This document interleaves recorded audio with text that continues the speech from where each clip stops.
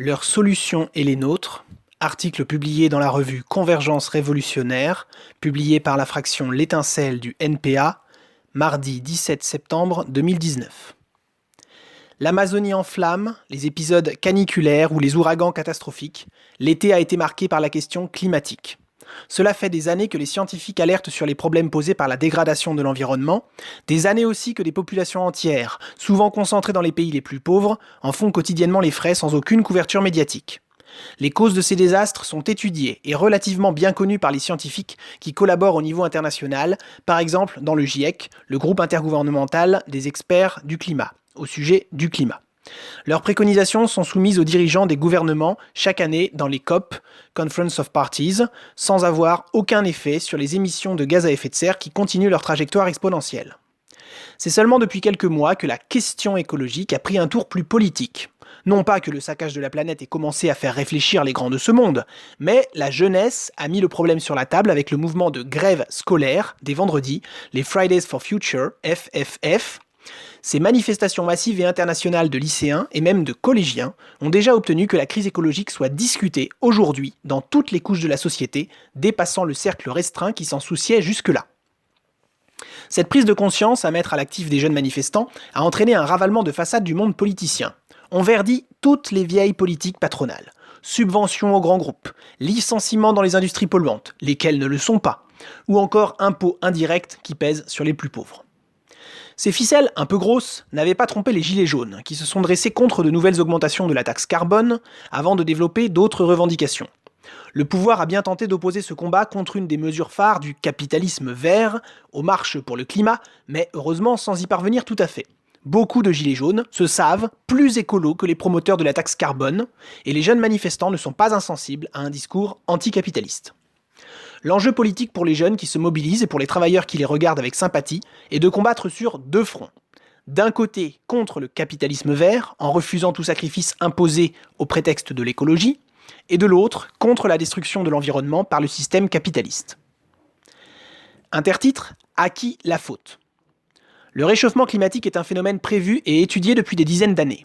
Les causes sont connues depuis les années 1970, les émissions de gaz à effet de serre par les différentes branches de la production.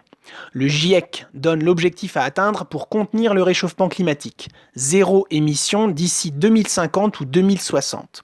Autant dire une révolution de l'organisation de la production à l'échelle de la planète. Un seul exemple parmi tant d'autres. Cet objectif imposerait aux multinationales des énergies fossiles, gaz, pétrole, charbon, de renoncer aux 4/5 de leurs réserves déjà exploitées. Ces grands groupes contre-attaquent en finançant la communication antiscientifique des climato-sceptiques qui inspirent Trump ou Bolsonaro. Il devient pourtant difficile de nier l'évidence. Les changements liés à l'activité humaine sont si importants que les scientifiques s'accordent à constater qu'ils marquent une nouvelle ère géologique baptisée Anthropocène, soit l'ère de l'homme. La faute à l'homme en tant qu'espèce ? Donc à tous les hommes, vraiment ? Ou bien à une organisation sociale déterminée, le capitalisme, système d'exploitation qui épuise la nature et le travailleur au profit d'une minorité. Intertitre : Grand discours et petits gestes. Invoquer la responsabilité partagée de l'humanité dans son ensemble fait les affaires des véritables coupables. Notre maison brûle, a répété Macron cet été en paraphrasant Chirac. Mais qui en sont les propriétaires ? À qui profitent les feux en Amazonie, Guyane française incluse, sinon aux grands patrons de l'agrobusiness et aux grands groupes miniers. Impuissants par nature, les grands discours de ce genre se terminent invariablement par un appel aux petits gestes individuels qui culpabilisent surtout les plus pauvres.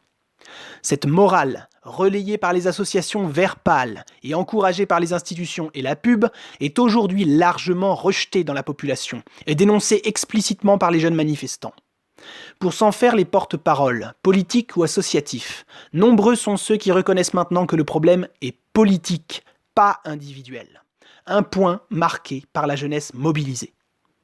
Mais la plupart des nouveaux parrains écolos enchaînent sur la dénonciation devenue banale et institutionnelle de la société de consommation.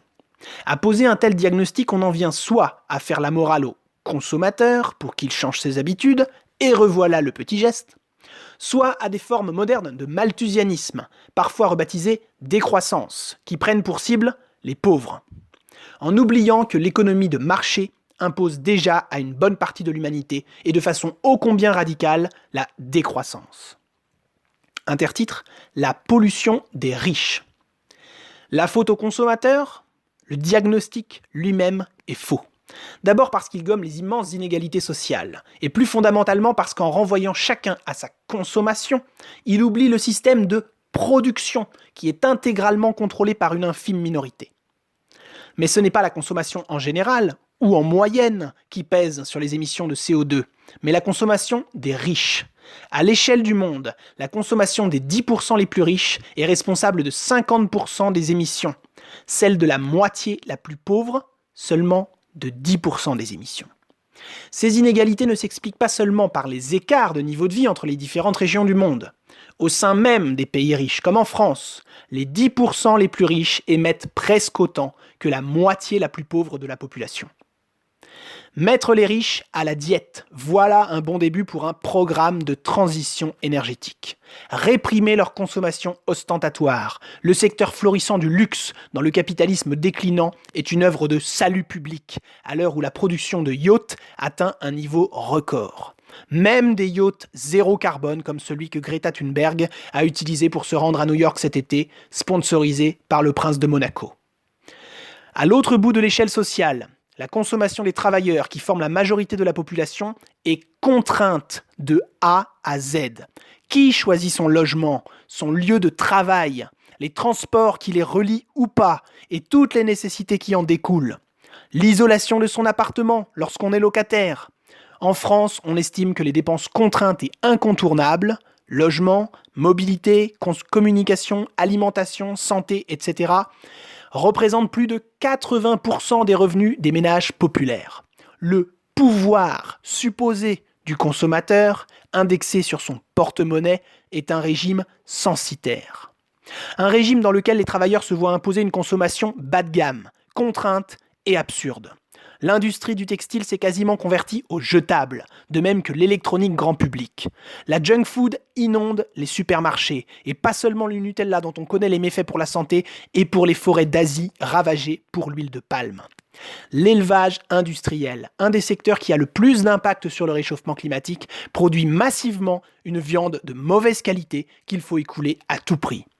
La consommation des classes populaires n'est pas choisie, mais déterminée par la production de masse, médiocre et défectueuse, une des caractéristiques du capitalisme déjà relevée aussi bien par Karl Marx que par Paul Lafargue. Intertitre : Accumuler, accumuler, c'est la loi des prophètes. Citation de Karl Marx. Qu'une branche soit rentable, et les capitaux s'y engouffreront, qu'il s'agisse de produire des soins, des armes, des éoliennes, du Nutella ou des jeans troués. Et pour écouler la production, après coup, on voit se déployer une armée de banquiers, d'agences marketing et de publicitaires.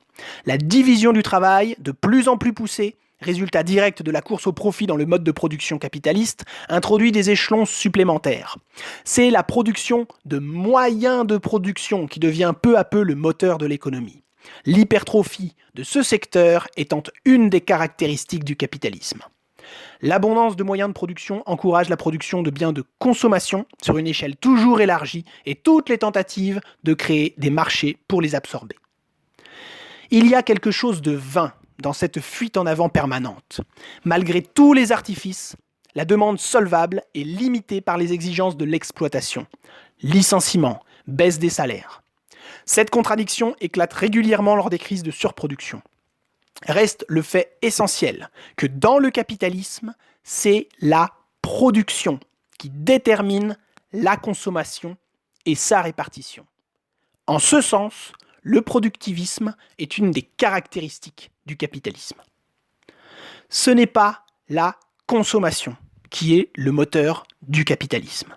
C'est la production pour la production, l'accumulation capitaliste pour le profit.